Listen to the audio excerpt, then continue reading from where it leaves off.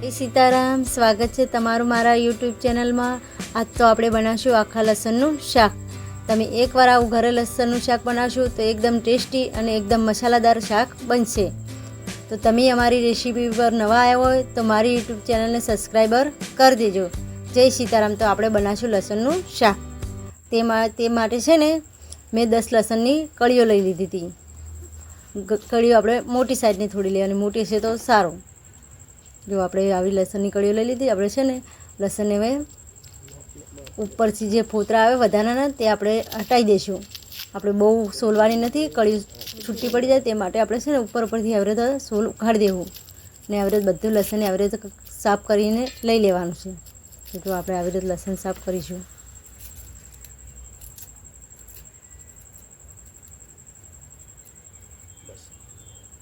લસણ બધું સાફ થઈ જતું। આપણે હવે પાણી લઈશું, થોડી હળદર મીઠું નાખીને આપણે મીડિયમ ગેસ ઉપર 5 મિનિટ સુધી થવા દઈશું। તો આપણે 5 મિનિટ થઈ જતી તો જો આપણું લસણ સારી રીતે બફાઈને તૈયાર થઈ ગયું છે।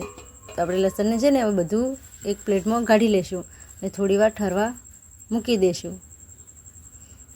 હવે છે ને આપણે કઢાઈમાં 2 ચમચા જેટલું તેલ લઈ લઈશું। તેલને આપણે છે ને ગરમ થવા દઈશું। આપણું તેલ ગરમ થઈ જતું એમાં આપણે મરચાંના 2 ઝીણા કટકા કરીને લઈ લઈશું। 2 તમાલપત્ર લઈશું, 2 લીલા મરચાં લઈશું તીખા,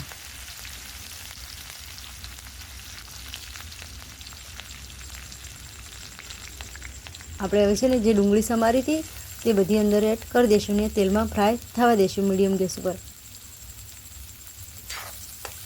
અને આવી રીતે હલાતા જઈશું જ્યાં સુધી આપણે ડુંગળીનો કલર ગોલ્ડન ના થાય ત્યાં સુધી। તો જો આપણો ડુંગળીનો કલર એકદમ બદલાઈને સરસ તૈયાર થઈ જતો। હવે છે ને એમાં આપણે મસાલા એડ કરીશું। અડધી ચમચી હળદર, સ્વાદ પ્રમાણે મીઠું, 1.5 ચમચી લાલ મરચું,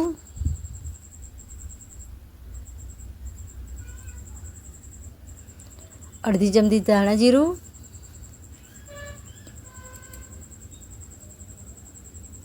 અડધી ચમચી ગરમ મસાલો। હવે ચમચાની મદદથી આપણે સારી રીતે બધું મસાલા ડુંગળીની અંદર મિક્સ કરી દઈશું અને આપણે આવી રીતે હલાતા જઈશું। મસાલામાંથી તેલ છૂટું પડી જતું। આપણે છે ને હવે 2 ટામેટાં લીધા હતા ગ્રેવી કરેલા, તે અંદર એડ કરી દઈશું અને ચમચાની મદદથી સારી રીતે મિક્સ કરી દઈશું અને આવી રીતે હલાતા રહીશું।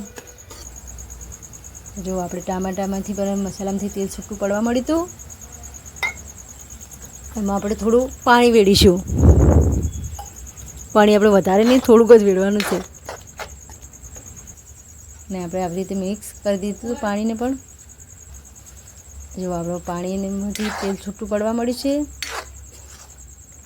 અને આપણે આવી રીતે હલાતા રહીશું નીચે ગરમ થશે એટલે દાજે નહીં તે માટે।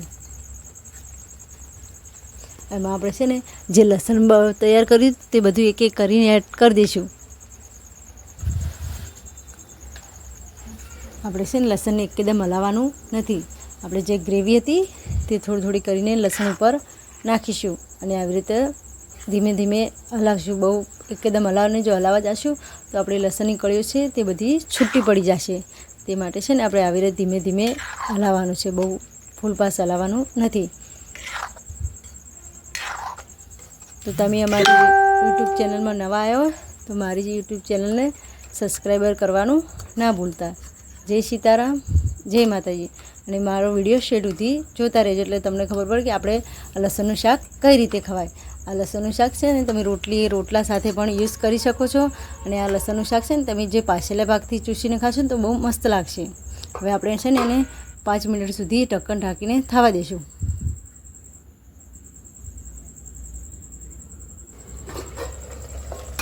તો આપણી 5 મિનિટ થઈ જતી તો જો આપણું શાક સરસ ગ્રેવીમાં મિક્સ થઈ જશે અને બનીને એકદમ સુપર તૈયાર થઈ જશે। તમે એકવાર આ શાક બાજરીના રોટલા સાથે ખાશો ને તો બહુ ટેસ્ટી અને બહુ મસ્ત લાગશે। તો તમે અમારી યુટ્યુબ ચેનલ પર નવા આવ્યા હોય તો મારી ચેનલને સબસ્ક્રાઈબ ના કરી હોય તો મારી યુટ્યુબ ચેનલને સબસ્ક્રાઈબ કરી દેજો અને આપણે જે લીલા ધાણા કટિંગ કર્યા તે પણ પર એડ કરી દીધા છે. તો જો આપણું શાક એકદમ બનીને ટેસ્ટી તૈયાર થઈ ગયું છે. આપણે છે ને હવે શાકને એક પ્લેટમાં કાઢી લઈશું.